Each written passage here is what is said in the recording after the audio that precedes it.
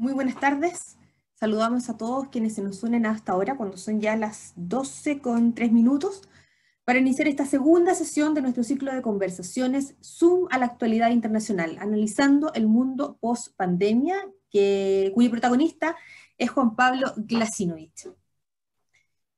A continuación, les voy a comentar que este ciclo... Hola Juan Pablo, ahí estás. Buenas Hola, tardes. buen día a todos.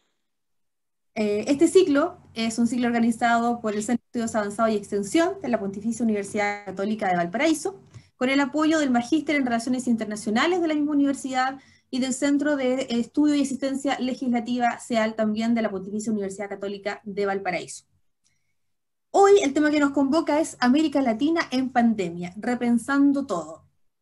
Para eso, para este tema, para analizarlo, para ver en qué está nuestra región, además de Juan Pablo Glasinovic, quien es abogado y es profesor del Magíster en Relaciones Internacionales de nuestra universidad, hoy nos va a acompañar el profesor Raúl Alar, quien es director del Magíster en Relaciones Internacionales de nuestra universidad, y junto a él estará Juan Pablo Roldán, periodista. Saludamos a don Raúl Alar, y ahí está Juan Pablo Roldán. El profesor Raúl Alar ha sido funcionario de gobierno entre los años 1990 y 2010. En ese tiempo fue subsecretario de Educación en la administración de Elwin, director de Educación Superior en el gobierno de Frei Ruiz Tagle, y en la administración de Lagos fue gobernador provincial, intendente regional de Valparaíso y director nacional de aduanas. En la primera administración de Michelle Bachelet presidió la Comisión Presidencial del Patrimonio Cultural. Además, don Raúl Alar es autor de numerosos libros y artículos. Ha realizado misiones y docencia en Chile y el exterior en temas internacionales, educativos, entre otros. Muy buenas tardes, profesor Raúl Alar. Falta que se conecte a la cámara. Y vamos a saludar también a Juan Pablo Roldán. Juan Pablo es periodista y licenciado en Comunicación Social de la PUCB. Es magíster en Relaciones Internacionales también de nuestra universidad, con estudios en gestión de redes sociales de la Escuela de Gobierno de la Organización de Estados Americanos, OEA, y pertenece a la Asociación Chilena de Especialistas Internacionales y al Foro de Altos Estudios Sociales de Valparaíso. Durante 12 años, Juan Pablo se ha desempeñado como periodista en la Dirección General de Vinculación con el Medio de la PUCB y es autor del libro Valparaíso Global, cómo contribuir a la internacionalización de la ciudad desde las universidades. Buenas Gracias. tardes a todos. Hola, buenas tardes. Paso a Juan Pablo Glasinovic, que nos va a hacer una breve introducción sobre nuestra interesante temática de hoy. Bueno, gracias por acompañarnos, gracias Valesca, gracias Raúl y gracias Juan Pablo. Hoy día tenemos, digamos, invitados de la casa, de la Pontificia Universidad Católica de Valparaíso, así que agradecer su presencia y para dar inicio a esta conversación, agradecer a todos los que nuevamente se reúnen con nosotros virtualmente. Hoy, como introdujo Valesca, vamos a hablar de una región que en realidad es nuestra región, que es fascinante, la tierra del realismo mágico, una región que nunca deja de sorprendernos porque por algo en esta región, digamos, nacieron los culebrones, las teleseries, donde siempre las cosas no tienen un desarrollo lineal, sino que mucho imprevisto, mucho cambio. Así que vamos a tratar en esta conversación de extraer las claves que está pasando en estos momentos. Yo quería solo situar cuál ha sido la evolución genérica de América Latina, considerando que es una región que no obstante compartir muchas similitudes, como sabemos el idioma, digamos, el portugués y el castellano, que ocurren del Río Grande hasta Tierra del Fuego, no obstante eso, a su vez, es una región muy variopinta, muy asimétrica, y también eso le introduce, digamos, a pesar de esta aparente similitud, tiene muchas diferencias, lo que hace también difícil su comparación, su coordinación, su cohesión. Pero si pudiéramos así, a vuelo de pájaro, para llegar al momento actual, tenemos que América Latina post Segunda Guerra Mundial, insertándose, digamos, en una economía industrializándose, producto de lo que había sido la Gran Depresión. Tenemos un hecho que es la Revolución Cubana, que genera un impacto político muy grande. En la década de los 60, digamos, esto irradia en casi todo el continente. y esta pugna, digamos, entre esta democracia formal que se decía que existía y esta transformación revolucionaria que se buscaba, que realmente iba a traer la justicia social y que generó muchos cambios a nivel político, sabemos, reformas agrarias y una serie de otros cambios importantes, derivaron finalmente, por una serie de razones, en interrupción democrática genérica en casi toda la región, la década de los 70 y buena parte de los 80. La década de los 80, a su vez, desde el punto de vista económico, es considerado, se habla siempre de la década perdida de América Latina, donde hubo, producto de las crisis económicas, el segundo shock petrolero y una serie también de desajustes que venían de problemas políticos anteriores, una contracción muy grande, un crecimiento de la pobreza, digamos, retroceso en casi todas las materias sociales. Pero por otro lado, esto también vino acompañado de transformaciones políticas que finalmente hicieron que en prácticamente toda la región retrocediesen las dictaduras militares que se habían instalado y se retomase la senda democrática, además con una pacificación de conflictos, como era todo el tema de América Central, para entrar en los 90 y la primera década del siglo XXI en una época de estabilidad destacada, digamos, dentro de lo que es nuestro contexto histórico, asociado también a transformaciones económicas, digamos que se adoptó el consenso de Washington, liberalización económica, privatizaciones, pero con un crecimiento, una característica común, toda la región creciendo bastante aceleradamente, aunque en función de un esquema exportador, digamos, de materias primas, pero eso generó una disminución muy importante de la población más pobre, un crecimiento también muy relevante de la clase media. Recordemos la etapa del Economist, donde sale, digamos, el Cristóbal Corcovado, Brasil despegando, eso dio lugar al BRICS, y bueno, se hablaba que América Latina estaba por fin tomando un sitial relevante en la economía mundial, con transformaciones importantes, pero sabemos que el boom de los commodities, que fue impulsado principalmente por las compras chinas, bueno, fue decayendo y ya la segunda década de nuestro siglo actual se generó una ralentización, empezó una serie de problemas y el desarrollo también sociopolítico se empezó a entrabar, hay un problema de expectativas, los regímenes políticos no respondieron a las expectativas ciudadanas de generar sociedades más libres, más inclusivas, donde también hubiese una mejor distribución del ingreso. Y políticamente en nuestra región empezó a polarizarse, a complejizarse. Tuvimos el primer signo, digamos, lo que fue Venezuela, con Hugo Chávez en 1929, y sabemos cómo esta reideologización que trajo, digamos, reivindicar de alguna manera lo que había sido la Revolución Cubana, y empezó a complejizarse, a polarizarse el ambiente, hasta que llegamos así en esta carrera a esta pandemia que ha dejado muchas cosas al desnudo, fragilidades institucionales, desvinculación en general de la élite política con la población en general, el tema de la criminalidad, de la corrupción, y lo que está por ver es si esto es una coyuntura o realmente el proceso que ha develado esta pandemia corresponde a cambios más profundos. Y eso es lo que vamos a conversar con Juan Pablo y Raúl, tratando de discernir en el fondo qué es lo que son las corrientes más profundas de aquellas más coyunturales y hacia dónde podemos como región derivar, qué nos puede esperar, qué podemos hacer. Así que con esto cedo la palabra para nuestros invitados, para que vayamos compartiendo las ideas y cómo vemos nosotros la situación actual y las avenidas futuras en nuestra región. Gracias. Gracias, Juan Pablo. Juan Pablo Roldán, para que no se confundan los nombres. Hola, buenas Hola. tardes a todos. Muchas gracias por la invitación. Me siento la verdad como en casa con dos de mis profesores del magíster, con Juan Pablo y con don Raúl, que fueron profesores míos en el programa.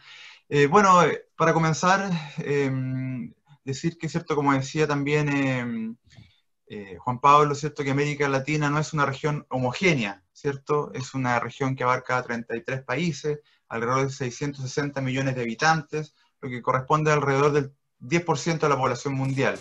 América Latina es un continente marcado por la inmigración, lo que de alguna manera se va heredando, ¿cierto?, hasta las generaciones actuales. A mí me gusta mucho una palabra de un texto de Mario Vargas Llosa, que dice que la región es a la vez española, portuguesa, india, africana, asiática y varias realidades más. Esa amalgama sería nuestro mejor patrimonio, ser un continente que carece de una identidad porque las tiene todas. Entonces, eso sin lugar a dudas que nos marca nuestro carácter como latinoamericano. Ahora, lo que estamos viviendo actualmente, ¿cierto? Es bastante, se podríamos decir, grave, lo que está impactando la pandemia, ¿cierto?, del coronavirus en América Latina. Yo me voy a referir a dos estudios, uno es del Banco Mundial, que se hizo a fines de abril, principios de mayo, y otro que hizo la CEPAL en agosto de este año. La idea es tomar algunos datos de estos estudios para que los comentemos en el panel. Bueno, como les comentaba, ¿cierto?, América Latina enfrenta un panorama muy crítico por la crisis del coronavirus. A pesar de que la gran mayoría de los países han tomado medidas para evitar los contagios, los recientes brotes en la región se han propagado con rapidez, ¿cierto? El impacto económico ha provocado el cierre de los negocios y las restricciones para circular a nivel nacional, lo que ha sido abrupto y grave. Durante los últimos 5 años, el desempeño en general de América Latina en lo económico ha sido decepcionante, con tasas de crecimiento apenas positivas en promedio, mantener las tendencias del gasto social, los cuales habían sido posibles debido a los precios inusualmente altos de los productos primarios, se ha tornado cada vez más difícil y ha obligado a numerosos países a realizar ajustes económicos. Bueno, también tenemos el contexto de lo que ocurrió en el 2019, con la agitación social, ¿cierto?, que estalló en la región, lo que ha reflejado una brecha aún cada vez mayor entre las expectativas populares y las realidades económicas y sociales. A principios de este año también vivimos la caída de los precios internacionales del petróleo, lo cual es ventajoso para algunos países, pero crea dificultades para aquellos que son exportadores. La tasa de crecimiento de la región depende en gran medida de 3 grandes economías, que estamos hablando de Brasil, México y Argentina. Durante los últimos años, estos 3 países han sufrido recesiones o desaceleraciones. Considerando una tasa mediana de crecimiento, la economía de América Latina y el Caribe ha crecido solamente un 1,7% en 2019. O sea, para explicar un poco el contexto, lo del coronavirus ha venido a acentuar un shock económico, una desaceleración económica que ha vivido América Latina desde por lo menos los últimos 5 años. En general, los países han presentado desaceleración, Haití, Argentina, Nicaragua, en general todos han presentado problemas, digamos, a nivel interno. Durante 2019 también vivimos lo que estallidos sociales, que nosotros vivimos en Chile, ¿cierto? Se han vivido también en otros países, lo que ha provocado problemas, por ejemplo, en Bolivia. Recordemos que en Bolivia también se fue Evo Morales, que generó todo un problema también interno. Evo Morales tuvo que refugiarse en otro país. En Chile tuvimos el estallido social de octubre, en Colombia, en Costa Rica, en Ecuador, en Haití, en Honduras, Paraguay, Perú, Nicaragua y Venezuela. O sea, han sido varios los países que han vivido esta crisis, digamos, interna social.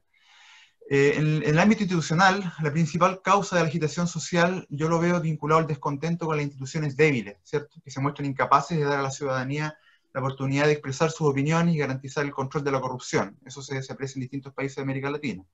Desde este punto de vista, la región debe centrarse en la transparencia, en rendir cuentas, en fortalecer la gestión financiera pública, especialmente la contratación. El impacto económico por el COVID tiene se podría decir como varios aspectos. Yo por lo menos me voy a centrar en 3. El primero tiene que ver con el efecto directo de las medidas de contención, lo que ha afectado a la producción de las industrias, ¿cierto?, como el turismo, por ejemplo, el entretenimiento, que es muy fuerte en América Latina, y las restricciones impuestas al contacto social, que ha obligado a las personas a trabajar desde casa o incluso dejar de trabajar.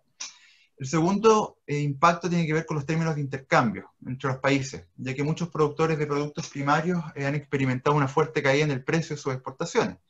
Y lo tercero tiene que ver con la liquidez, ¿cierto? La liquidez global, cuando las carteras conviertan sus activos de mayor riesgo en activos líquidos más seguros. Para los países en desarrollo esto implica salidas de capital, un aumento de sus costos de financiamiento y una caída en el valor de la moneda. Estos efectos indirectos, o sea, directos e indirectos, o sea, el Banco Mundial cree que va a ocurrir una recesión bastante fuerte en América Latina, por esto mismo, por el contexto de distanciamiento físico. Todavía no hemos podido volver a la normalidad, ¿cierto? Y las empresas no pueden vender sus bienes y servicios, y tienen que pagar los salarios, las deudas, los arrendamientos, los impuestos, y esto está cerrando los negocios y afectando a los trabajadores. Mientras tanto, la caída de los precios de los productos primarios también afecta a las finanzas públicas de los países, porque las exportaciones tienden a ser una fuente importante de ingresos para los gobiernos. La actividad económica se ve interrumpida y esto se genera una combinación de tres aspectos: un shock de demanda, un shock financiero y un shock de oferta, que no tiene precedentes porque hace que sea muy difícil pronosticar la magnitud exacta de esta recesión. El tráfico aéreo se ha desplomado, esto ha afectado al turismo, ¿cierto? También los productos primarios es probable que disminuyan bruscamente, lo que puede traer consecuencias negativas para una región que depende sobre todo de la exportación de materias primas, recursos naturales. Esto obviamente va a tener efectos grandes en América Latina, y una ecuación que es muy difícil de poder equilibrar es la ecuación salud versus economía, porque por un lado los países quieren proteger a su población de que no se enfermen, ¿cierto?, que no se contagien, pero por otro lado también necesitan que la gente pueda salir para efectuar contacto, para comprar, para adquirir productos y para generar reactivación económica. Yo creo que todos los países están en esa ecuación en la actualidad. ¿Se acuerdan que a principios de año vimos algunos intentos por tratar de volver a la normalidad y se produjeron problemas? Bueno, eso va a ser algo que es una constante, y una constante dentro de América Latina. Perdón, coincido contigo en eso, Juan Pablo, obviamente que el tema de equilibrar lo económico con el ámbito salud ha sido complejo. Sin embargo, en América Latina, hoy día América Latina es uno de los focos de la pandemia a nivel mundial. Y sin embargo, eso es muy extraño cuando tú ves que también es una de las regiones donde tiene países con mayor confinamiento en todo el mundo. Entonces, al parecer el confinamiento no ha funcionado, será por el tema que tú señalas también, que hay gente que debió salir a trabajar de igual manera, pero a pesar de que tenemos países donde han estado más en confinamiento en todo el mundo, los confinamientos más largos, aún así no se ha logrado detener la pandemia y sigue estando el foco en América Latina. Entonces, explicamos eso. ¿Cómo se puede explicar? ¿Qué es lo que está pasando en ese sentido? Sí, yo creo que hay dos respuestas. La primera tiene que ver que los países de América Latina y el Caribe en general no tienen el espacio fiscal del que gozan las economías más avanzadas, ¿cierto?, para enfrentar esta crisis. Una prueba de ello, lo que vivimos en Chile, fue con el tema del 10%, ¿cierto?, de las AFP, que obviamente el Estado no podía cumplir con todas las demandas que pedía la gente. Y lo otro tiene que ver con los niveles de informalidad que tienen los trabajadores en América Latina. O sea, hay que pensar que hay mucha gente que trabaja para el día a día, digamos, para sustento diario. Hay altos niveles de personas que no tienen, obviamente, que están subcontratados, que de alguna manera no pueden recibir ingresos si es que no salen a trabajar, digamos. Entonces, eso hay dificultades, hay mucha gente que trabaja por cuenta propia, hay mucha informalidad, ¿cierto? Entonces, eso de alguna manera se explica por qué, aunque tengamos grandes niveles de confinamiento, hay cuarentenas prolongadas. Acá en Viña del Mar tenemos una cuarentena bastante extensa ya, pero siguen habiendo gente que sale a trabajar, que sale a comprar, que sale a trabajar y a buscar un sustento, y eso claro, de alguna manera ha afectado, porque esta es una enfermedad que también no tiene síntomas. Muchas personas no tienen síntomas y pueden tener este tipo de virus. Entonces, eso de alguna manera ha explicado que no disminuyan los contagios y sigamos con tasas altas. Eso también ocurre en otros países de América Latina donde se han tomado estas cuarentenas prolongadas. Y un aspecto que también es fuerte tiene que ver con los inmigrantes. No hay que olvidar que en América Latina hay mucha inmigración. Nosotros en Chile tenemos una inmigración fuerte, por ejemplo, de Venezuela, y muchos de estos trabajadores no encuentran trabajo estable y tienen que salir a buscar el empleo, a buscar su sustento en la calle, haciendo pequeños trabajos, y eso ocurre también en otros países de América Latina, donde se percibe que la gente sigue saliendo y exponiéndose a los contagios, digamos. Okay.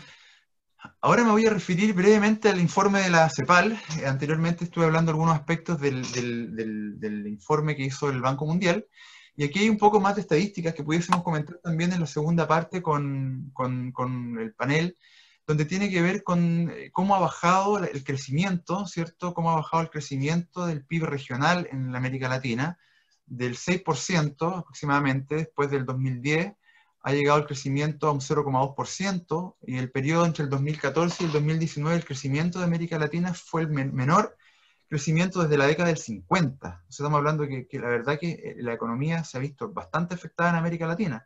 Y la pandemia ha impactado las economías de América Latina a través de factores externos e internos, cuyo efecto, ¿cierto?, puede conducir a la peor contracción de la región desde 1900, que cuando se inician los registros de la CEPAL, ¿cierto?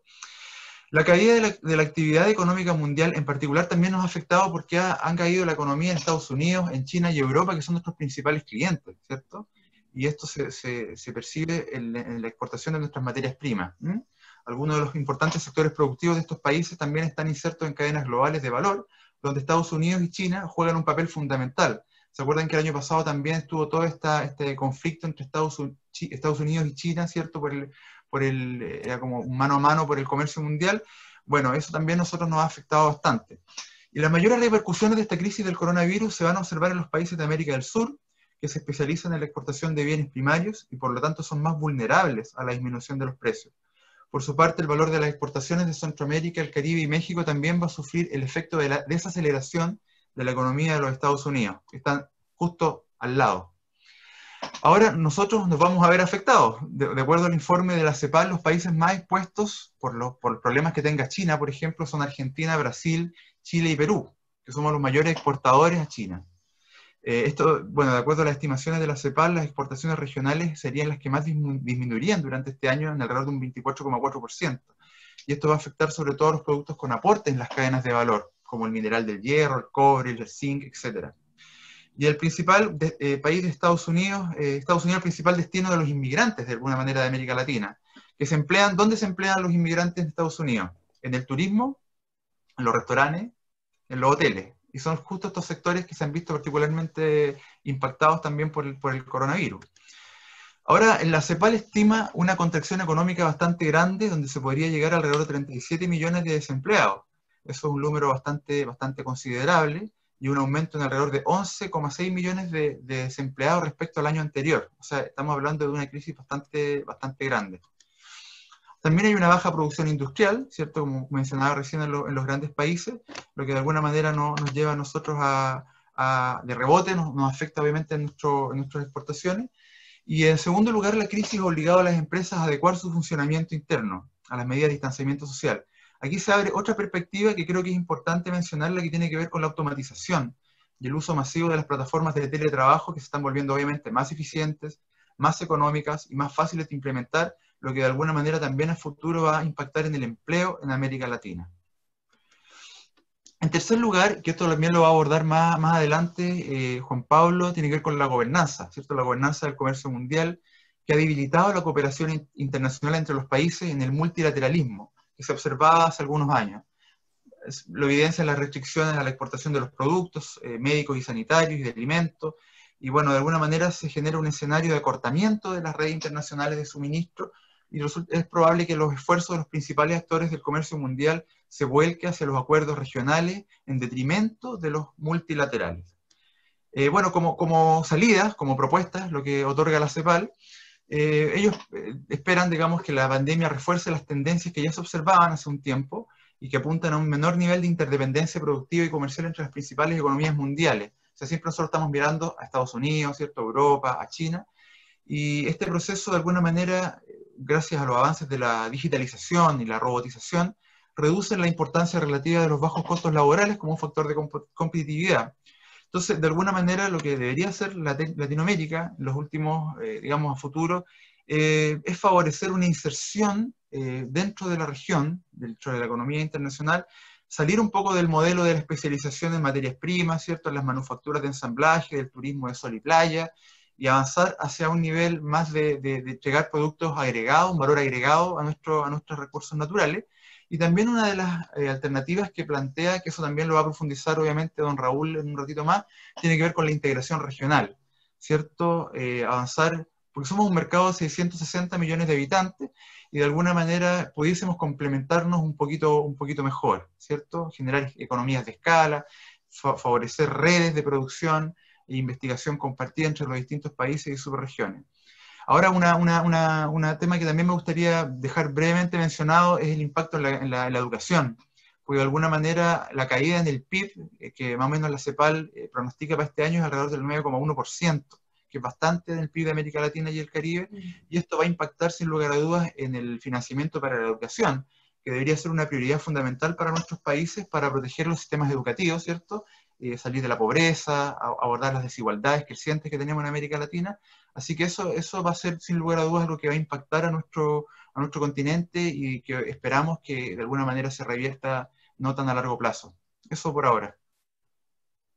Gracias, Juan Pablo. Yo quería hacer algunos comentarios breves en relación a lo que dijiste. Bueno, el PIB, el PIB de los países, según proyecciones también de la CEPAL, no se espera que recupere su nivel pre-crisis, sino hasta a partir del 2023. Y esto obviamente que va a variar según los países, algunos países se adelantarán, pero en promedio 2023. Así que, desgraciadamente, digamos, las proyecciones, y como esto es dinámico, también dependerá cómo sigue evolucionando la situación. Pero al día de hoy, los países recién empezarían a recobrar la situación pre-crisis en 2023, lo que nos da, digamos, ya varios años por delante de problemas y de escasez económica.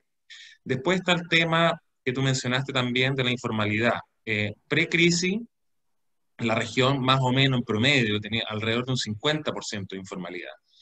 Y eso, algunos países mucho más que eso, pero en toda la región un 50%, y sabemos que la informalidad también está muy vinculada al desarrollo institucional. Entonces, en un contexto en que el Estado ha demostrado muchas carencias, pero que a su vez la población ha exigido al Estado cosas que no está en condiciones de dar, pero también ha exigido al sistema político que genere una red de protección, donde se pueda también tener una participación ciudadana mucho más expedita de la que existe. ¿Cómo se va a conjugar esa mayor informalidad, digamos, con esta institucionalidad? Esa es una pregunta que también podrían comentar hacia adelante.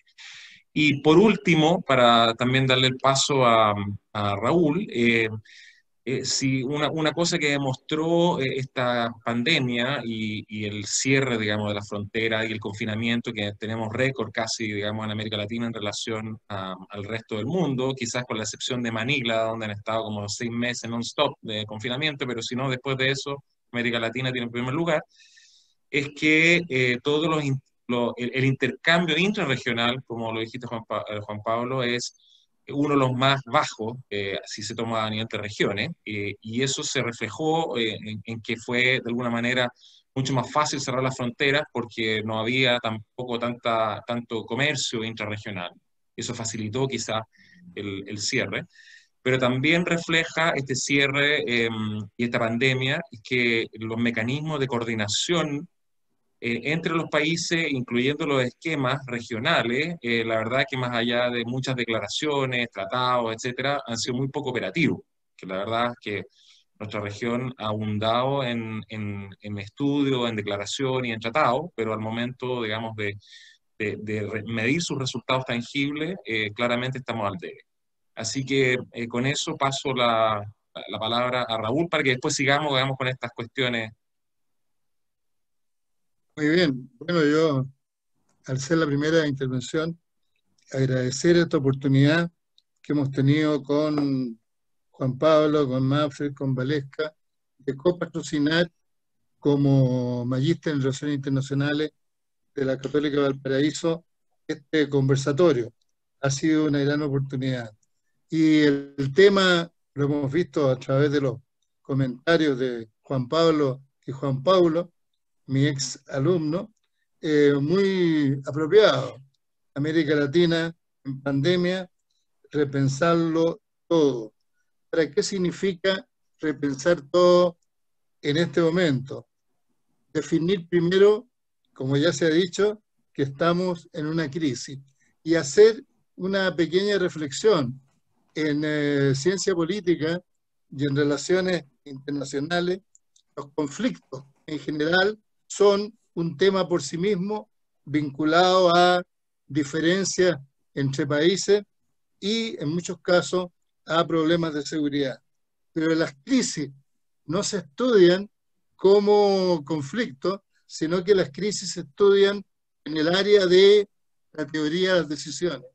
El libro clásico, sabemos, de Graham Allison sobre la crisis de los misiles cubanos, que fue el momento en que el mundo ha estado más cerca de una guerra nuclear, se llama The Essence of Decision, la esencia de la decisión, justamente porque se vincula crisis con decisión en la disciplina de las relaciones internacionales, es una de las ciencias sociales modernas.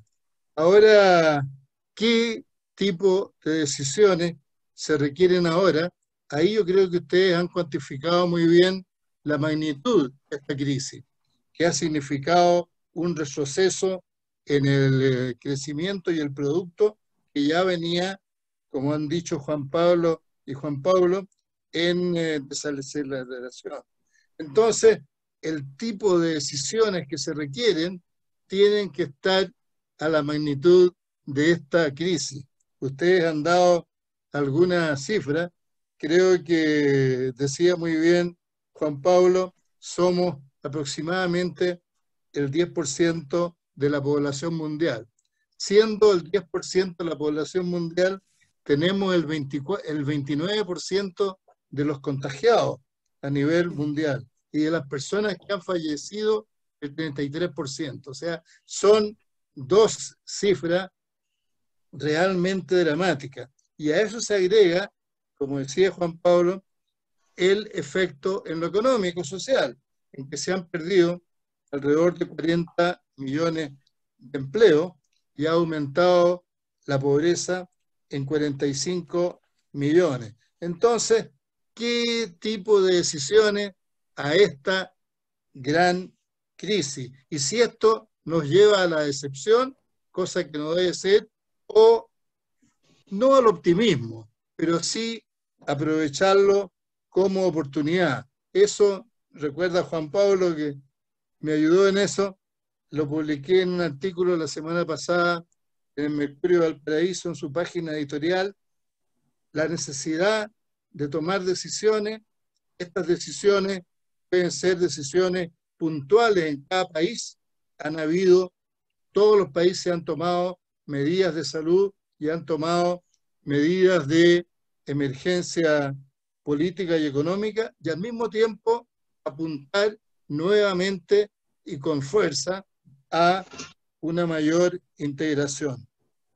Entre las medidas inmediatas hemos tenido la de intercambiar políticas en materia de tratamiento y en materia de virus. Este intercambio de políticas tiene tradición reciente, pero tiene tradición. La antigua viene desde el sueño de Bolívar y su Carta de Jamaica en 1815, y después el Congreso Anfictiónico en 1826. Pero recientemente hemos tenido experiencias como el UNASUR en América del Sur, CELAC a nivel de Latinoamérica y el Caribe, que CELAC no ha tenido apoyo político y UNASUR fracasó en la práctica por problemas de tipo estructural, tenían que tomar decisiones unánimes y por diferencias de tipo ideológico. Pero sí UNASUR mostró a través de 12 consejos suramericanos una forma de integración distinta de la de los años 60. Es la integración de políticas. Habían 12 consejos suramericanos y por primera vez en la historia de América Latina, uno de ellos, el que más se reunió, fue el de defensa. Se pensaba, digamos, que nosotros estábamos directamente vinculados con el sistema de seguridad de Estados Unidos, y así ha sido. Pero tuvo bastante éxito esta posibilidad de interacción entre las Fuerzas Armadas de los 12 países. Ahora, las medidas directas han sido la de cooperar en materia de salud, también ir abriendo la frontera, y igualmente un problema bastante complejo, yo creo que lo manejó bien el ex canciller Rivera, que es la vuelta de los nacionales a sus países, facilitar la vuelta de inmigrantes venezolanos, colombianos ecuatorianos, peruanos, que estaban en Chile a sus países, y la vuelta de chilenos, que habían quedado literalmente varados en distintas partes. Ahora lo otro, ya ha salido en los comentarios de mis dos antecesores y también en la pregunta de Valesca, cómo ir más allá de la reacción inmediata. Y lo primero, también ha surgido acá, tiene que ser simultáneamente lo sanitario y simultáneamente lo económico-social. Aquí en Chile hace 2 o 3 meses se produjo un debate absurdo en que cuando alguien proponía una medida de tipo económico o de incentivar obras públicas, le decían, ¿y usted no pone entonces la salud primero? Evidentemente que tiene que estar la salud primero y que tiene que estar tan primero y al mismo tiempo el avance económico-social. Entonces ahora retomo el reto de Juan Pablo al final, cómo se puede hacer aprovechar esta oportunidad para aumentar los intercambios. Bueno, eso tiene varias vías. Uno es la cooperación. La cooperación tiene siempre algo de gratuidad y entre países en desarrollo y en América Latina y en Sudamérica se hace más fácil. Juan Pablo mencionó a Vargas Llosa cuando dice que no tenemos una sola identidad porque la tenemos todas. Y después Vargas Llosa dice, y en materia de integración solo hemos tenido éxito en la integración cultural. ¿Por qué? Porque los creadores, cada uno crea según su leal inspiración, pero todos se sienten creadores latinoamericanos y del Caribe, o sea, hay un sentido de pertenencia. Eso lleva a que muchos o varios de los que nos dedicamos a analizar América Latina, consideramos que aunque han fracasado algunos modelos, como mencionaba Juan Pablo, tenemos quizás más integración de la que se ve a simple vista, porque ese sentido de pertenencia, que es un poco cultural más que político, es realmente un valor. O sea, si algo ha tenido, dicen que fue un francés que acuñó el concepto de América Latina, porque ellos quedaban fuera de Iberoamérica, quedaban fuera de Iberoamérica, les convenía América Latina. Ha tenido la virtud de que todos la hemos adaptado. Y ahí entonces vemos el tipo de integración. Tiene que ser política en vez de UNASUR o más allá de CELAC, tienen que buscar nuestros líderes en esta década otro esquema, un esquema fuerte, o fortalecer CELAC y al mismo tiempo la integración económica. Mencionaba Juan Pablo que tenemos poco intercambio y ahí está el camino. América Latina, el 17% de su intercambio económico mundial es intra-latinoamericano. Y 17%. ¿Cuánto es en Europa? Que uno la ve muy abierta al mundo. 63%. O sea, ellos se abren al mundo en 1/3. 63% lo comercian entre ellos. China y Asia en general, uno ve a China en todas partes, Corea del Sur en todas partes, crecientemente Indonesia y Vietnam en todas partes, pero el 50% es intraasiático. ¿Y por qué es importante en este momento, justamente en este momento? Porque, como decía Juan Pablo, todos los economistas lo que recomiendan es, por una parte, mantener la exportación de materias primas. Lo importante ahí es que sea el mayor valor incorporado. Lo viví todos los días en los 4 años que fui director de aduana.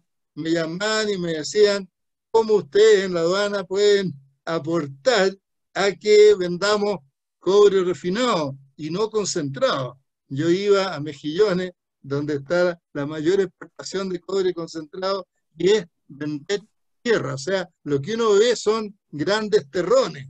Y en China, a esos terrones le sacan la tierra y encuentran el cobre. ¿Y cuál es el problema?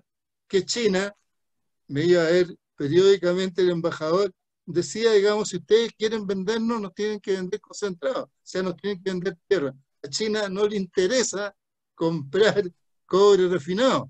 Y eso es un hecho de la causa, pero otros sí vendemos, digamos, en lingotes. Y entonces viene el tema de exportar con valor incorporado. Eso puede ser en productos novedosos o puede ser en servicios sofisticados. Chile ha avanzado mucho en servicios. Ahora, mucha gente piensa entonces en China. China jamás nos va a comprar con valor incorporado. Ellos, digamos, producen muy barato y producen muy bien.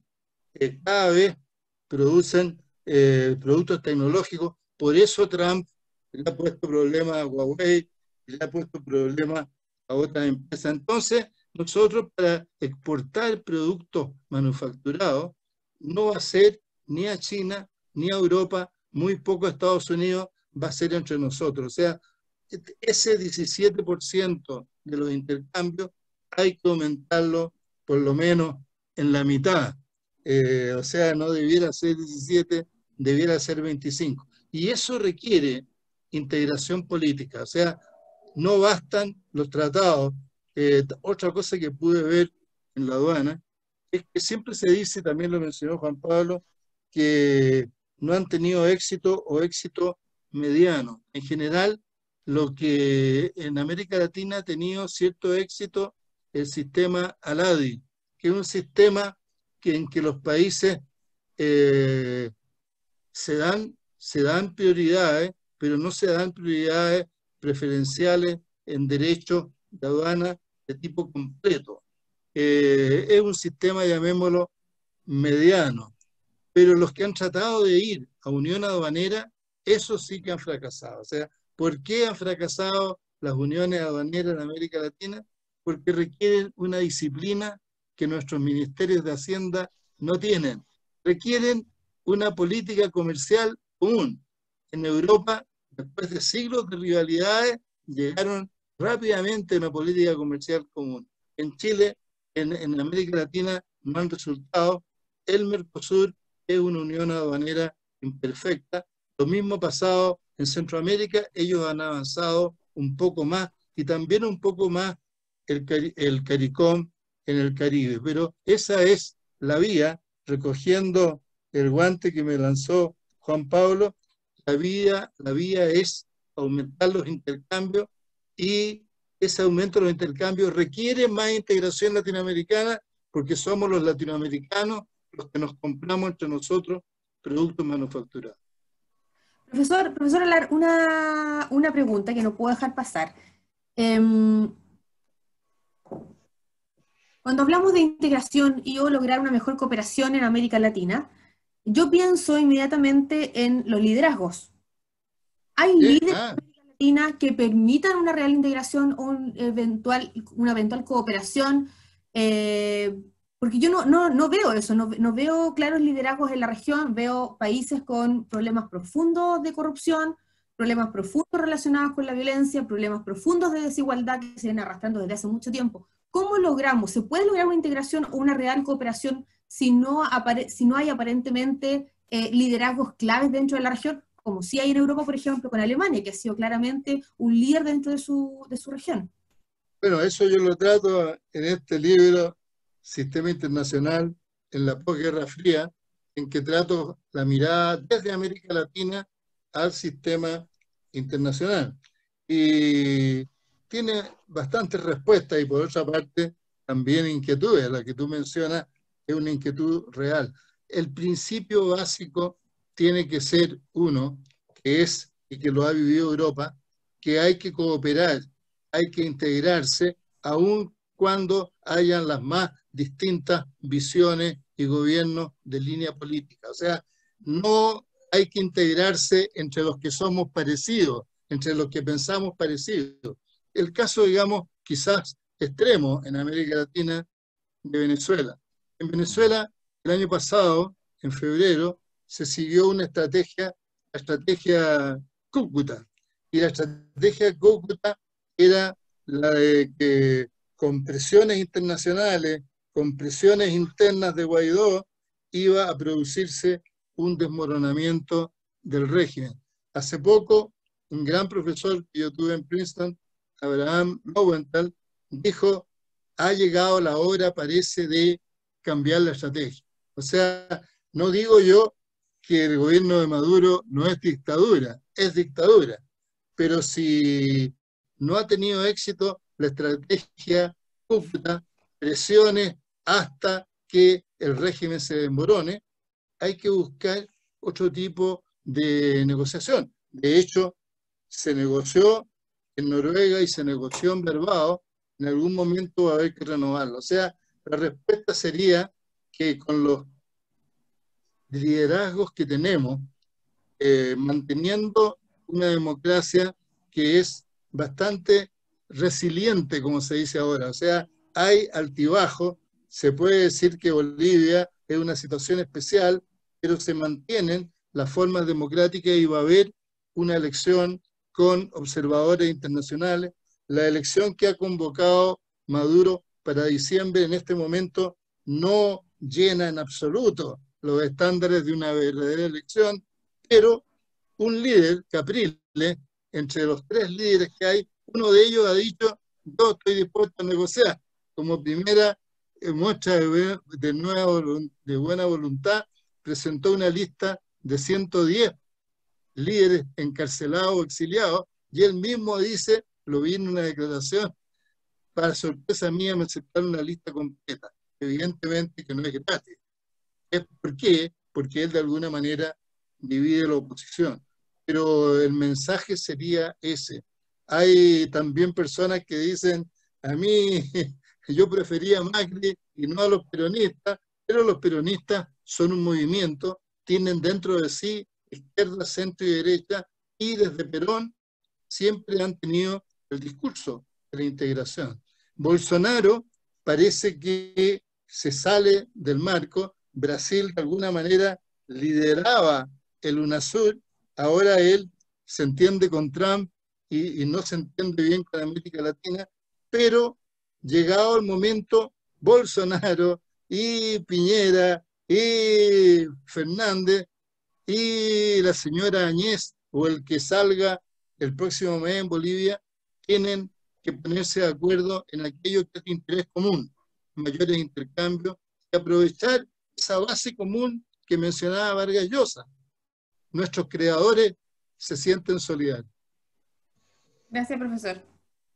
Yo quería también sumar, digamos, para la pregunta, hemos hecho un examen, digamos, de las dimensiones políticas, económicas.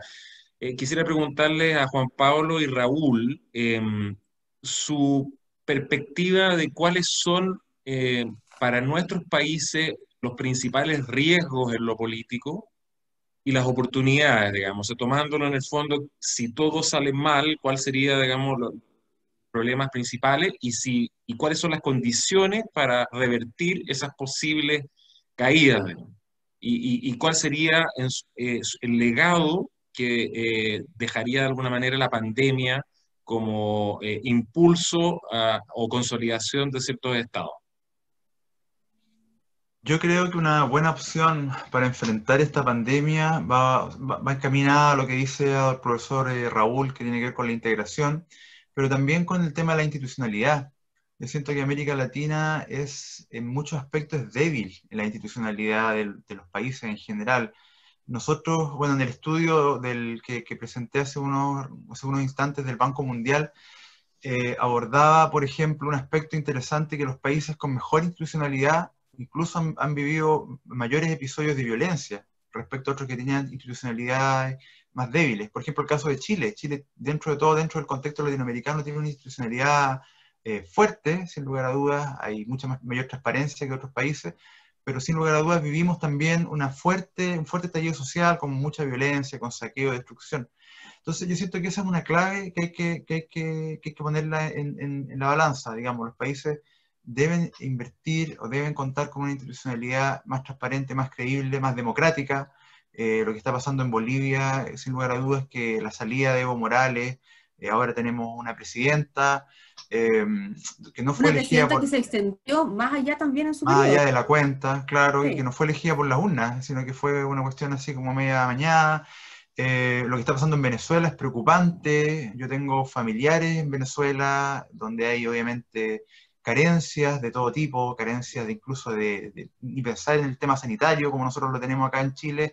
Hay momentos donde no hay gas, donde no hay luz, donde hay cortes, no hay petróleo para echarle al automóvil, digamos, en un país petrolero que debería ser un referente en la producción de petróleo, pero todos hemos visto que durante los últimos años Maduro, bueno, anteriormente Chávez, ¿cierto?, intervino en las empresas petroleras, se expropiaron muchas empresas petroleras y ha bajado la producción de una manera considerable. Entonces yo siento que ahí tenemos un ejemplo de cómo la institucionalidad de estos países de alguna manera están provocando una serie de inconvenientes que ahora la pandemia obviamente lo está acentuando.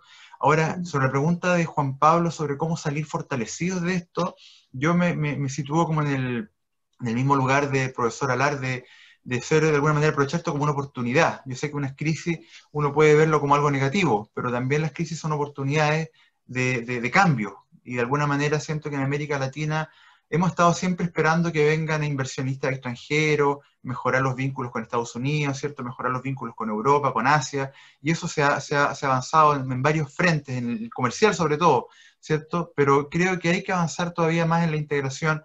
Yo, por ejemplo, quiero citar un aspecto que creo que es valioso de la integración en América Latina, por ejemplo, Alianza del Pacífico, que no lo mencionamos en la presentación, pero la Alianza del Pacífico, por ejemplo, ha favorecido mayores entregas de becas para estudiantes de posgrado, para estudiantes de pregrado. Hemos recibido nosotros en la universidad alumnos de América Latina, hemos tenido alumnos incluso de África, ¿cierto?, a través de la beca Nelson Mandela.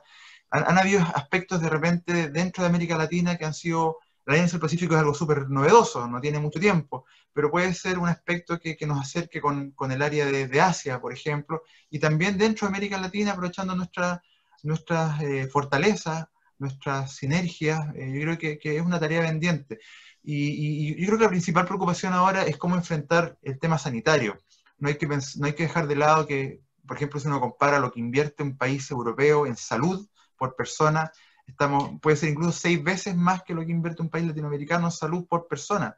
Entonces, la pandemia ha ido mostrando cómo, de alguna manera, la salud debería ser una prioridad para nuestros países y no siempre se le ha dado la importancia que eso tiene, ¿cierto? Y obviamente eso puede ser también un aprendizaje para futuro, de qué manera poder reforzar los hospitales públicos, reforzar la salud pública, los derechos de las personas, el derecho a la salud, ¿cierto?, que está garantizado en muchos documentos. Creo que eso puede ser una tarea que vamos a tener que enfrentar y que podemos salir más fortalecidos después de esto. Tenemos una pregunta en Bueno, el chat que yo creo que es para el profesor Raúl Alar. Se las quiero mencionar porque tiene que ver un poco con el tema de la pandemia y cómo los gobiernos la han abordado, que es el caso de Argentina. Dice, Fernando Durán nos pregunta, cuando se habla de integración y cooperación a pesar de las diferencias, resulta curioso que los países se comparen cómo han enfrentado la pandemia. El caso más notorio es lo que ha estado haciendo el presidente Fernández en Argentina, que compara su forma de enfrentar la pandemia con Chile. ¿Cómo se podrá así lograr esa integración? Pregunta él, cuando se mira hacia el interior de su propia casa, más aún como una forma de desviar la atención de sus propios errores en el trato de esta crisis. bueno, yo te voy a contestar esa pregunta y antes voy a recoger un poco la de Juan Pablo. Yo creo que en la parte política, ¿qué faltaría? Yo creo que lo que falta o lo que hay que estar permanentemente incrementando es el entendimiento político. O sea, en la primera intervención hablé del entendimiento a nivel regional, latinoamericano del Caribe, aunque los gobiernos tengan signos totalmente opuestos. Tenían una historia opuesta de 3 guerras en 75 años, Francia y Alemania, y de Gasperi y Adenauer fueron capaces de llegar a acuerdos. Actualmente creemos que tenemos diferencias enormes, y las tenemos con algunos países, pero en Europa la socialdemocracia finlandesa es muy opuesta al nacionalismo de derecha de Hungría y Polonia, y están muy bien, no solamente integrados, están en una Unión Europea. Bueno, yendo a la pregunta de Juan Pablo, lo que se requiere a nivel interno en nuestros países, en nuestras democracias, es tener un campo común, lo que en inglés en Estados Unidos llaman el common ground, de manera que se pueda tener las mayores diferencias posibles, pero sabiendo todos que están en el mismo ring. A fines del año pasado se publicó un libro por la Brookings Institution, en diciembre del 2019, de Donahue y Carothers. Se llama Democracy Divided, Democracia Dividida. Para él es totalmente normal el juego político. El juego político llevado al extremo. Yo no le tengo miedo a 8 acusaciones constitucionales, podrían haber algunas más, siempre que se mantengan en el plano constitucional, en la forma y en el fondo. Pero él dice, más allá de esa división, sí hay democracias divididas. Pone ejemplo, por ejemplo, de Turquía, en que Erdogan no permite el triunfo de opositores. El problema creciente de la India, en que el gobernante de la India cada vez acepta menos la participación política de los musulmanes. Y pone el ejemplo de Brasil, en que también son 10 artículos, uno de los 10 artículos es sobre Brasil. Ahí se dice que el problema es que el presidente Bolsonaro, él busca la diferenciación radical, o sea, él trata de dividir. Ahora, el autor de ese capítulo dice que afortunadamente hasta este momento la élite política que está en el Parlamento, en la cual Bolsonaro tiene solamente 108 de 500, esa élite política ha impedido que Brasil sea una real democracia dividida. Y ahora, digamos, yendo a la pregunta de Valesca sobre Argentina, bueno, en ese artículo que publiqué en el Mercurio del Paraíso, ahí puse el ejemplo de Argentina. Y el hecho de que el presidente ya 3 o 4 veces se ha comparado con Chile, algunos, digamos, consideran que es una mala voluntad. Bueno, yo quiero pensar que es más bien una demostración de la interdependencia. Él está en una posición política difícil. El otro día lo conversábamos con Manfred. Una deuda externa tremenda. Ha ido uno a uno su ministro de Hacienda, que es un ex profesor de Harvard, joven, ha ido y lleva ya renegociado los 3 tipos de bonos: los bonos internos públicos, los bonos internos con el sector privado y los bonos internacionales. Entonces, uno piensa, un país que está lleno de problemas, por otra parte, parece que tiene una curiosísima capacidad de recuperación. Ya pasó ya el año 2000 y 2001. O sea, yo creo que tienes toda razón, Valesca, en tu pregunta. Aparentemente aparece como que él, como decimos en Chile, se trata de sacar los balazos con Chile.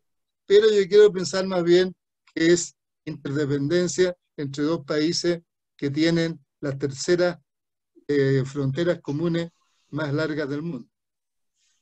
Gracias, profesor. Hay otras preguntas.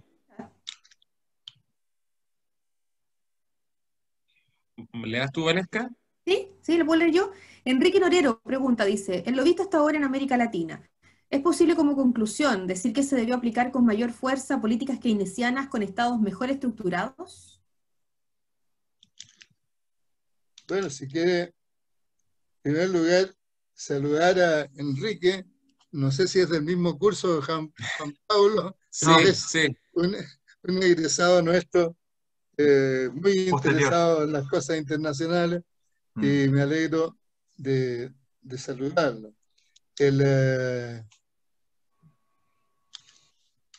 En cuanto a las políticas keynesianas, bueno, en este momento yo diría que la realidad ha obligado a ir a Keynes y un poco más allá. O sea, después de esas políticas que mencionó Juan Pablo, tipo consenso de Washington en los años 90, al poco tiempo reconozcamos que el propio Banco Mundial dijo que ese tipo de echar atrás al Estado era peligrosísimo. no lo dijo, digamos, un líder de izquierda, lo dijo Washington, digamos, el Banco Mundial, que había propiciado el consenso de Washington y después se dieron cuenta de que eso no podía ser. Ahora, digamos, ha habido en Chile, desde el año 90, muchos hablan de neoliberalismo, se mantuvieron algunas bases económicas que venían, pero ha habido un fuerte gasto público y fuertes políticas públicas para combatir la pobreza. Ahora la pandemia ha llevado a una cosa peligrosa en lo político, que es empoderar muy fuertemente a los ejecutivos, lo que se requiere para tener la disciplina social que pueda ir en contra del virus. Eso, digamos, en la medida que sea temporal, en la medida que sea lo estrictamente necesario, está bien. Pero en lo económico, esto también ha forzado aquí en Chile a temas como el 10% y a un fondo de 12.000 millones de dólares para obras públicas y intervención del Estado, favoreciendo en parte la inversión pública y favoreciendo también la inversión privada. Pero ese fortalecimiento, esa inversión pública para la inversión privada significa extraordinarias condiciones. Yo diría de condiciones que pueden ir más que el Keynes tradicional. Ahora el tema es qué pasa cuando termine la crisis. Yo creo que cuando termine la crisis quizás se va a volver a algo keynesiano, que en este momento es algo menos que la intervención del Estado actual. Y, como les decía antes, muchos mayores intercambios. Si queremos producir productos manufacturados, tenemos que comprarlos entre nosotros. Yo quería súper breve también agregar, bueno, en relación a lo que dijo Raúl, a propósito de la pandemia, el fortalecimiento de los ejecutivos y la amenaza que esto conlleva para la democracia. Hoy ha salido una declaración suscrita por alrededor de 600 personalidades del continente, entre ellas la Fundación Cardoso, IDEA, donde justamente representan este problema de que con motivo del uso recurrente de los estados de excepción se está minando la democracia. Así que también ese es un llamado de atención, efectivamente, de que exista esta tentación y que se vaya mermando las libertades y la institucionalidad. Y en relación a las políticas keynesianas, yo creo que mirándolo por el lado de las oportunidades, eh, esta cosa tradicional que se hacía de obras públicas claramente requiere un nuevo enfoque. O sea, no se trata en este caso de hacer carreteras, sino que esto tiene que considerarse con justamente lo que nos ha mostrado la crisis, el tema de la infraestructura de telecomunicaciones, el 5G, la fibra óptica, donde nuestros países, ya que van a destinar recursos y muchos están siguiendo el mismo esquema, tienen que apuntar a esa dirección porque no solamente son infraestructura para el siglo XXI, que es la conectividad, sino que también tiene una dimensión de inclusividad y de igualdad muy importante. O sea, el hecho de la educación, como dijo Juan Pablo, cuánta gente en las zonas rurales o en otras ciudades o en los pequeños pueblos donde no hay acceso fluido a las comunicaciones, y eso es súper importante. Y además, la política keynesiana también tiene que considerar la dimensión ambiental. Donde muchos de nuestros países, nuevamente, entre los cuales está Chile, son de los que con el cambio climático se están viendo los más afectados. O sea, sabemos la crisis hídrica que tenemos en Chile, en buena parte de nuestro territorio, desgraciadamente no va a ser sino asentarse, y por lo tanto las obras públicas deben ir para hacer temas de embalse, mejores conectividad y temas de captación de agua, disminución del desperdicio de agua, etcétera. Entonces, creo que esas dimensiones son una oportunidad porque América Latina es también un repositorio natural del mundo, o sea, por variedad de vegetación, de biodiversidad, el tema de la Amazonía como pulmón mundial. Así que también eso nos da una oportunidad de, haciendo las inversiones correctas, de poder consagrar esa característica en pos de una mejor América Latina y un mejor mundo. Juan Pablo. Sí, yo comparto lo que lo que han planteado ustedes. Siento que las tareas son múltiples. O sea, yo creo que el desafío que nos deja la pandemia va a tener muchas aristas, ¿cierto? La economía es una de ellas, pero también el tema medioambiental. La Agenda 2030, ¿cierto? Nos queda mucho para el 2030 y yo creo que con la pandemia vamos a retroceder en varios índices. Sin lugar a dudas que la infraestructura, creo que es muy importante las obras de infraestructura con lo que mencionaban ustedes, porque ahí de alguna manera el Estado puede contribuir, ¿cierto?, a generar estas obras, generar empleo, que es un problema que obviamente va a tener cuando se puedan controlar de alguna manera los casos, de poder volver a que las personas vuelvan a tener un ingreso. Creo que las obras de infraestructura en América Latina son muy importantes. Hay muchos países que tienen. Nosotros estamos más o menos bien en el tema de las carreteras, ¿cierto?, la infraestructura pública, pero hay otros países que están muy atrasados. Entonces, no es una región homogénea, América Latina, como decíamos en un comienzo, como decía Juan Pablo. O sea, somos 33 países y muy distintos, y algunos están más avanzados y otros están más atrás. Entonces, yo creo que se Y puede las obras avanzar por esa públicas línea. las hacen los privados. Sí, y claro, y sin lugar a dudas que se puede generar una sinergia ahí entre el sector público y el sector privado. Y, y un riesgo, sí, que yo veo, que de la primera pregunta que hizo Juan Pablo, el tema de los populismos. Yo creo que en Brasil, por ejemplo, la actitud que ha tenido Bolsonaro para enfrentar la crisis creo que no ha sido muy buena. Están entre los tres países con mayores casos, ¿cierto? Él mismo ha salido en conferencias sin mascarilla o juntándose con gente. Creo que no es una buena señal, sobre todo en un país como Brasil, que es tan diverso, tan amplio, con tantas riquezas.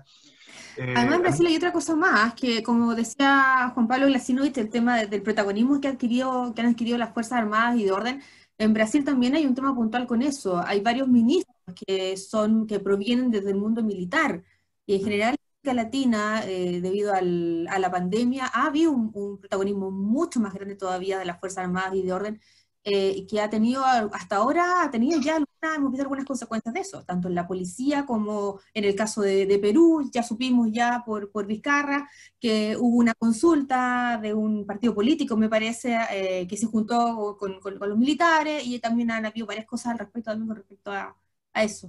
en Colombia Bueno, también hubo una muerte de un abogado hace poco, también de Exacto, manos más de una Ordóñez, policía. de ahora la policía. el caso de Perú es un poco distinto. En Perú han terminado mal los 4 últimos presidentes. Sí. Algunos, como Kuczynski, no terminó, otros han terminado, como el propio Alan García, que se suicidó, Mm. y Humala, que terminó, pero después fue encarcelado durante más de un año. Ahora Vizcarra se había distinguido por no tener corrupción. Ahora el año pasado hizo algo que ahora de alguna manera le están tomando la cuenta. O sea, disolvió el Congreso. Ahora en Perú hay régimen presidencial con primer ministro, y por una vez en el periodo el presidente puede disolver el Congreso, pero tiene que ser cuando pierde una votación que es esencial para el programa de gobierno. Aquí el presidente inteligentemente buscó perder, pero en una votación que era más o menos marginal, pero basado en eso disolvió el Congreso. Llegó un nuevo Congreso en que 17 partidos, desde extrema izquierda, los sucesores de, de Sendero Luminoso, hasta la extrema derecha, que es una especie de conservatismo ultra religioso, tienen representación parlamentaria. Y esos 17 partidos, el Partido Morado, es cercano al gobierno, pero Vizcarra buscó no tener un partido probablemente de gobierno, así tiene libertad para sus equipos y para tomar decisiones. Y ahora, digamos, yo creo que hubo un hecho de corrupción, pero menor, todos lo hemos visto en los diarios, y ese hecho menor ha hecho que el Congreso le devuelva la mano a Vizcarra, que lo disolvió en una forma dudosa. Ahora en una forma dudosa están diciendo que tiene incapacidad moral. Creo que Claro, se va a ahora, resolver por la vía constitucional. Claro, una encuesta que recién salieron dice que así 79% de los encuestados no quieren que se deponga al presidente Vizcarra, porque lo ven, digamos, como un presidente que ha hecho el trabajo que no habían hecho los anteriores, digamos. Así que a nivel ¿No? popular... Y hay Ujú. 4 candidatos presidenciales en plena campaña, entonces ninguno le Claro, interesa que se interrumpa. claro. Vamos terminando ya. Nos queda una pregunta de Mirta Domínguez, pero lamentablemente vamos a poder hacer una. Mirta, perdón, nos pregunta dos cosas, pero vamos a hacer la segunda pregunta. Nos dice, ¿cómo ven ustedes la gestión de la CEPAL en todo esto? Bueno, yo creo que la CEPAL ha sido importante desde su nacimiento en 1949.